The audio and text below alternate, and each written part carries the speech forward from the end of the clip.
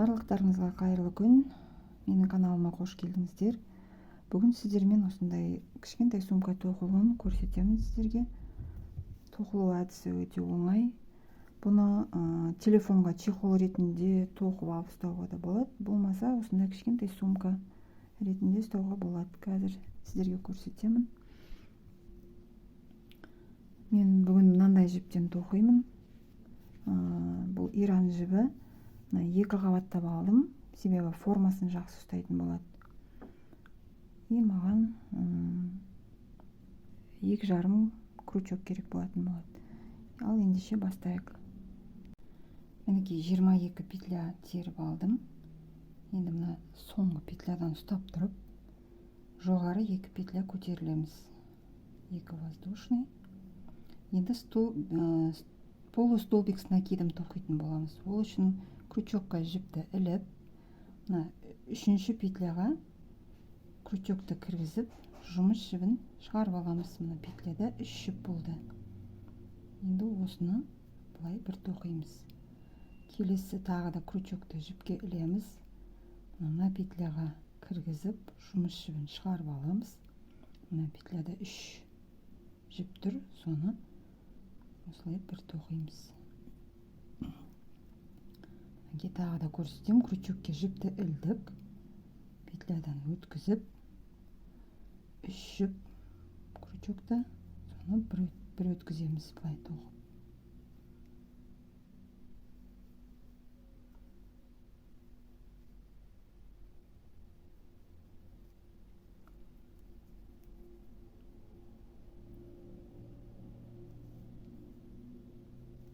Мінекей 3 жіп.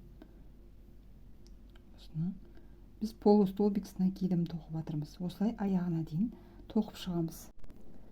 Мінекей аяғына дейін тоқып келдік полустолбик с накидом.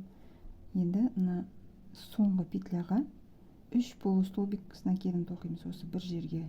Ол үшін крючокке жіпті іліп, осы петлядан өткізіп аламыз жұмыс жібін. Мінекей үшеуін бір тоқимыз. Тағы да осы жерге бір петля тоқимыз. Полустолбик с накидом тоқып жатырмыз. Міне екеу болды. Тағы да біреуін тоқимыз.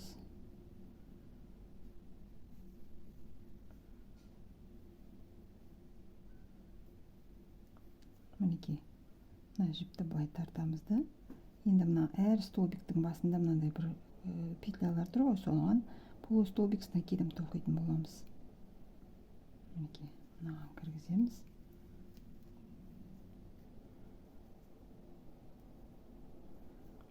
Келесіне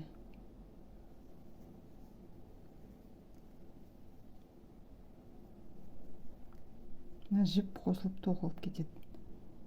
Мына крючокке жіпті ілдік, мына көзден өткіземіз, жұмыс жібін тартып алдық.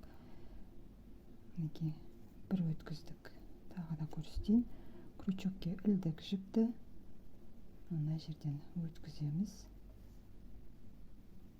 Крючокта 3 жіп, соны бір өткіземіз. Осылай аяғына дейін тоқып келеміз.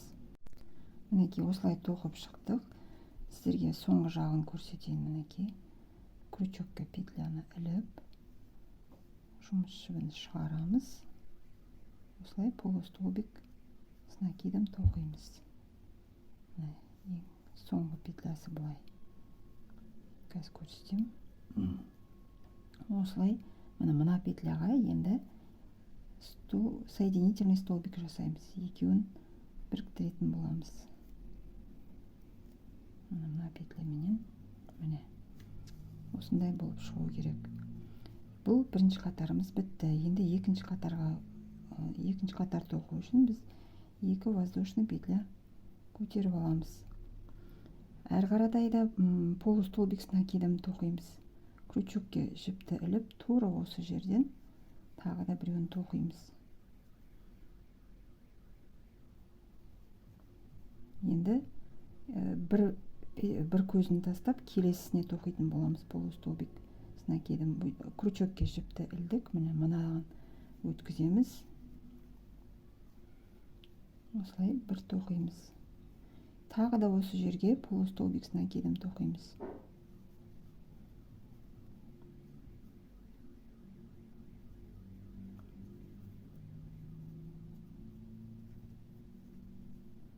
Әрбір бір көзін тастап келесіден тоқитын боламыз. Мына крючокке жіпті ілдік, бір көзін тастап кетеміз, келесіден бүйтіп жұмыс жібін шығарып аламыз.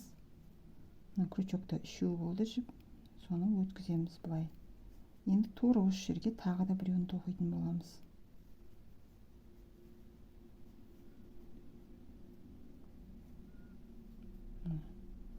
Бір көзден тастап отырамыз, крючокке жіпті ілдік, біреуін тастаймыз, келесіне полустолбик с накидом тоқимыз. Осы жерге тағы да біреуін. Екеуден болады, екі полустолбик с накидом тоқылады. Мына біреуін тастаймыз, келесіне екі полустолбик с накидом тоқылады.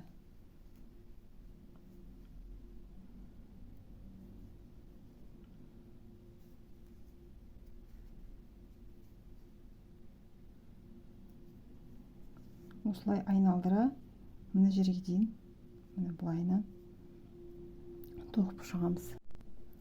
Мінекей тоқып келдік. Бір петлядан арасынан тастап отырдық. Әрбір көзіне екі полустолбик с накидом тоқыдық. Тоқу барысында мына өзі ішке қайырылып тұрады, бұл дұрыс. Себебі былай жоғары тоқылған кезде сумканың формасына келеді. Енді мына соңғы жағын көрсетейін сіздерге. Мына жерде бағана екі воздушный жоғары көтерілдік қой. Сол жерге соединительный столбик жасаймыз. Екеуін біріктіреміз. Мінекей. Екінші қатарды тоқып болдық. Енді үшіншісін тоқимыз. Ол үшін тағы да екі воздушный көтерілеміз жоғары қарай. Екі петля.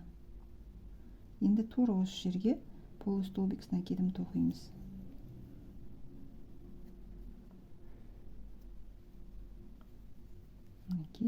Енді біреуін тастап, келесісіне тоқитын боламыз.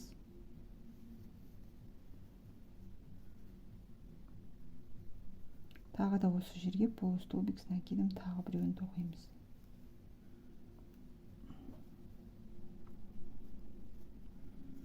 Біреуін тастап, енді келесісіне тағы да тоқимыз.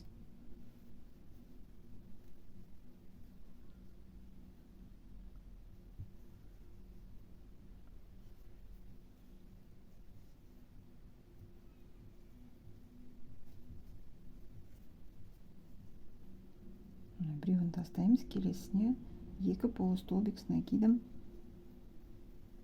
тоқимыз. Біреу, тағы да осы жерге полустолбик с накидом тоқитын боламыз. Бір көзден тастап отырасыздар. Осылай айналдыра, былай тоқып шығамыз. Мінекей тоқып келдік. Ең соңғы несін көрсетіп жіберейін. Бағана екі петля воздушный көтерілдік қой. Сол жерден соединительный столбик жасаймыз. Екеуін біріктіреміз. Бұл әрбір қатарда. Үшіншісін тоқып болдық қой, енді төртінші қатарда қайтадан екі воздушный жоғары көтеріп аламыз. Сөйтіп, мына крючокке жіпті іліп, тура осы жерден полустолбик с накидом тоқимыз. Әр көзде екеуден болу керек қой. Енді бір көзін тастап, келесісінен тоқимыз. Полустолбик с накидом, мына крючокты жіпке ілеміз. Петлядан өткізіп, жұмыс жібін шығарып, үшеуін бір тоқимыз. Тағы да тура осы жерге бір полустолбик с накидом тоқимыз. Бір көзін тастап, келесісіне тоқимыз. Екі полустолбик с накидом.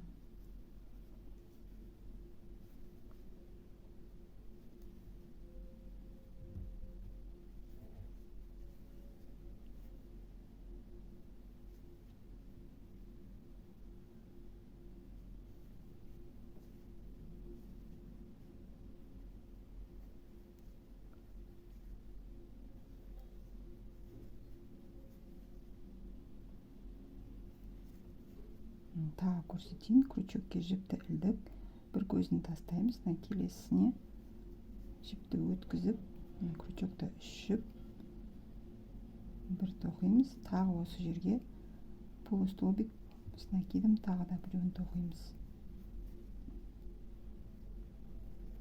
Осылай айналдырып тоқып шығамыз. Өзімізге керек биіктікті тоқып шығамыз.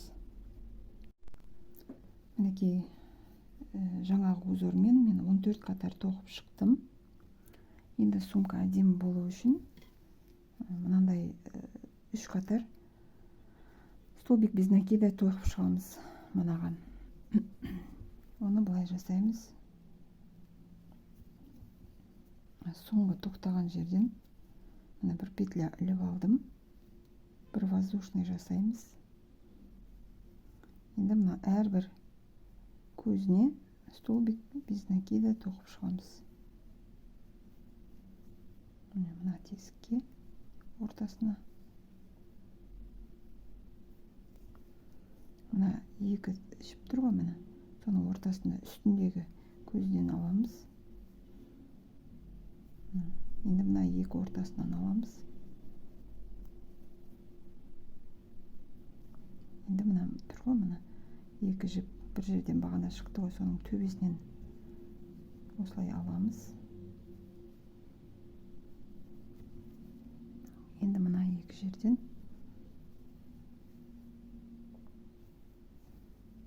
мына төбесінен мінекей осылай столбик без накида тоқып шығамыз. Мына жердегі тесіктен шығамыз мінекей.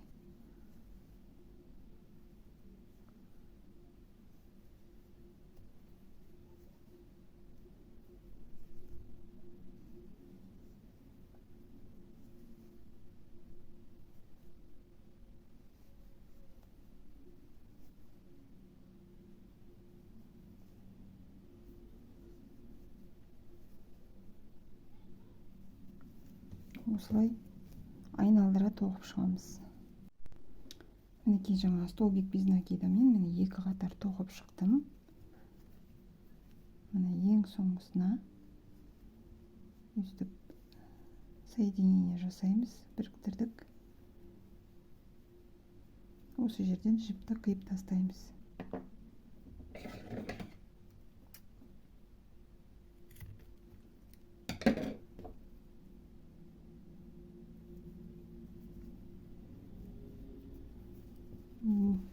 Енді сіздерге мына бауын қалай тоқуды көрсетемін. Мінекей енді сумканың бауын тоқитын боламыз. Ол үшін мына қырынан қарағанда 1, 2, 3 осы 3 петляны алып тоқитын боламыз. Ол үшін мінекей мынаған жіпті кіргізіп, былай жіпті шығарып аламыз.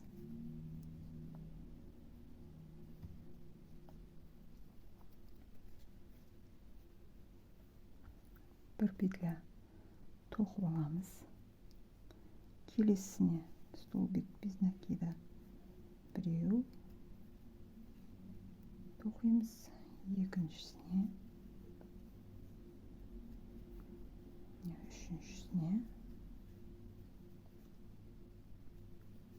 Бізде 3 петля 1, 2, 3 болды. Енді бір воздушный көтереміз. Айналдырып, біріншісіне емес, екіншісіне тоқитын боламыз. Бір столбик без накида, екіншісіне. Тағы да воздушный бір петля айналдырып, біреуін тастаймыз да, екіншісіне тоқимыз.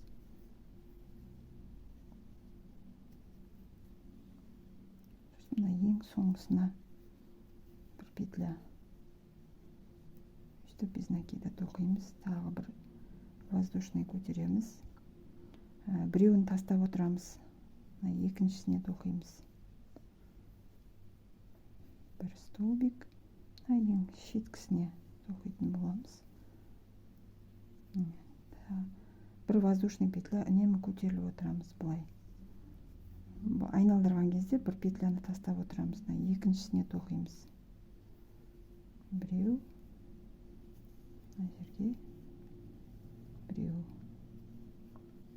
воздушный. Біреуін тастаймыз. Мына екіншісіне. Сосын мына жерде петляға тоқимыз былай. Сол кезде түзу шығады мына сіздерде. Бір воздушный аламыз. Біреуін тастап отырамыз, екіншісіне тоқимыз.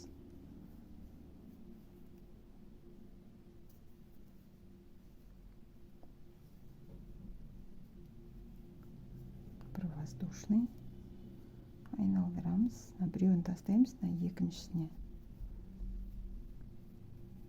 Одан кейінгісіне тағы да біреу тоқимыз. Мінекей осылай.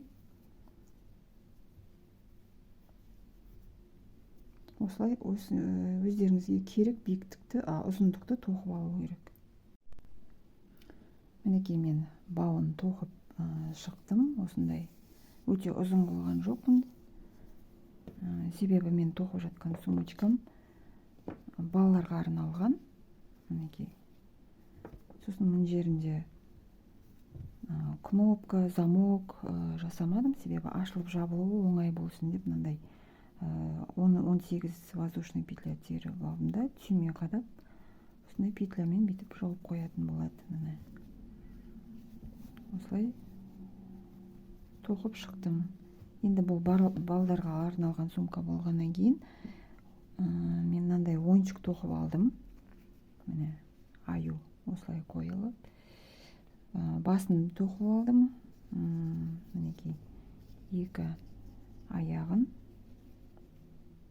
осылай тоқып қазір тігетін боламын. Және екі қолын мінекей бөлек тоқып алдым. Осылай тігіп қоям. Өте әдемі балаларға сумочка болып шығады. Қазір сіздерге тоқып, тігіп көрсететін боламын. Мінекей жаңағы аю ойыншығымызды осылай сумкаға тоқып шықтым, тігіп шықтым. Осындай әдемі сумка болып шықты. Менімен бірге болғандарыңыз үшін рахмет. Менің каналыма тіркеліп, қоңырауша батырмасын басып қоюды ұмытпаңыздар. Көп рахмет.